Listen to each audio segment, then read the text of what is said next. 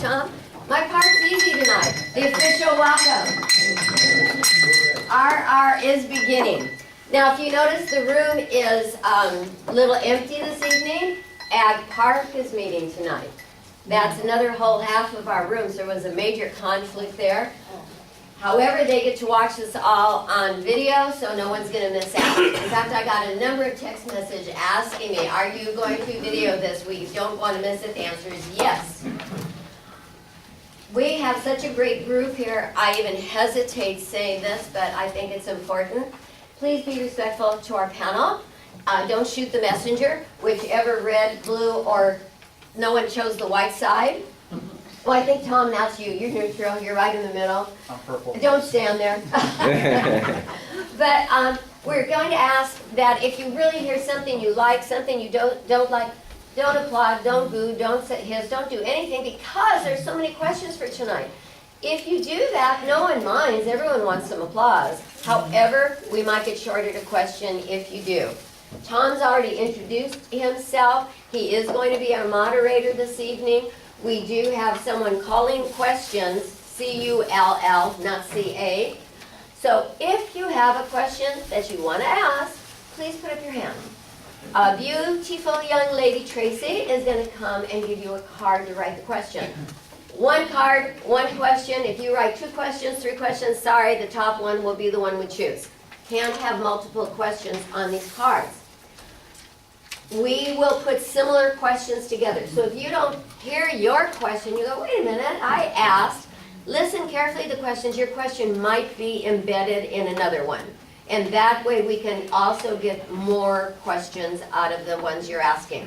Should we not get to all the questions tonight? By the way, you're probably wondering who wrote the questions? The community, plus a committee, plus everyone. I was getting messages up till whenever I sent you one, 10 o'clock this morning. Is it too late to ask a question? So these questions really came from the community and not from one individual. Add yours to them, or you may hear all of your questions answered. When the cards are collected, after you write your question, put your hand back up, the cards will get picked up. We'll put them together, they'll go to our moderator. And if we don't get to some questions this evening, they will get posted on Facebook on a page I believe the city started called My Sidewalk. It's a good page to go to. I know many of you are not on there, so I'll try to also put them on next door. I know many of you are not on there, and so I will send out an email as questions come up and get answered, because I think everyone in here is on my email list. Any questions for me or for Tom that you'd like clarified before we begin the evening? Tom, let the games begin. Where's the flag? Oh, Tom, I'm so sorry. I'm so sorry. I am so sorry, the Pledge of Allegiance. Will you please stand? And Bob McClure, I'm going to ask if you would lead us in the pledge.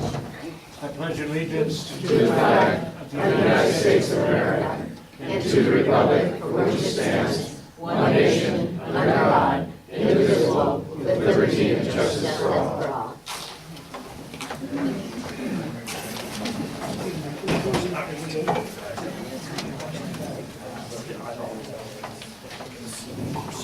Good evening, and thank you all for taking time tonight to come to listen about the pros and cons of one of the most important measures we've had on our ballot for some time, Measure Z.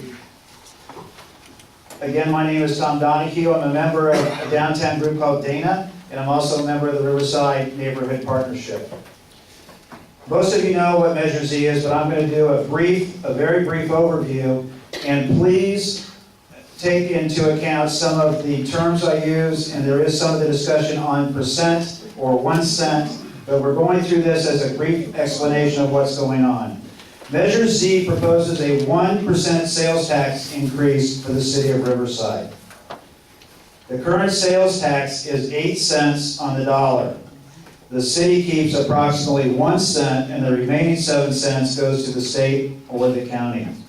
Measure Z will increase the city's sales tax to 9 cents on the dollar. The extra 1 cent on the dollar will go to the city's general fund. Measure Z will generate between $48 to $50 million annually, specifically for the general fund. The tax would be used to pay for city programs, services such as public safety, prevention of homelessness, road maintenance, and tree trimming, recreation parks, etc. This is at the discretion of city management, city staff, and our elected representatives to provide that information. But the city has, in their budget and 5-year fiscal process, laid out a number of items which they have identified that these monies will be spent on. The goal tonight is to share information from both sides on this measure, so that you can make the best informed choice on November 8th. And those of you that are voters here, is everybody here registered to vote because you have very little time left? Is anybody not registered to vote? Because we will hunt you down. This is one of the best information pieces on the 17 initiatives from the state. It's League of Women Voters on Your Voice. There are 17 ballot propositions. Because we're more concerned about the 2 ballot measures for us, start at the bottom and work your way back. Go from Z to O and then go to the propositions. That is our recommendation. It's my pleasure to introduce the panelists tonight, and we again thank you all for your time tonight. In support of Measure Z, we have, to my immediate left, we have Brian Smith, the president of the Riverside Police Officers Association. Next to him is Tim Strack, president of Riverside Firefighters Association. And your very own La Sierra graduate, first member of the SIFE team, Andrew Walker, a partner with Somas, and on the Chamber's Economic Development Committee, chair of the Chamber Economic Development Committee.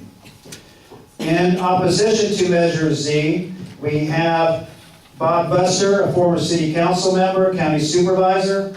We have Paul Sundin, recently the chief financial officer of the city of Riverside, and Yvonne Petrosello, most importantly an educator, teacher, former mayoral candidate, and community activist. Our format tonight, we flipped a coin, and the team that is in opposition to Measure Z will make the first statement. Each side will give 3 minutes on why they support or why they're against. Then we'll start the questions with the team opposed to Measure Z. One team member will speak. They'll have 2 minutes to answer the question, 2 minutes for response. And then if the team that made the initial question says, I'd like to clarify something, they'll have 1 minute to do that. We had over 30 questions submitted.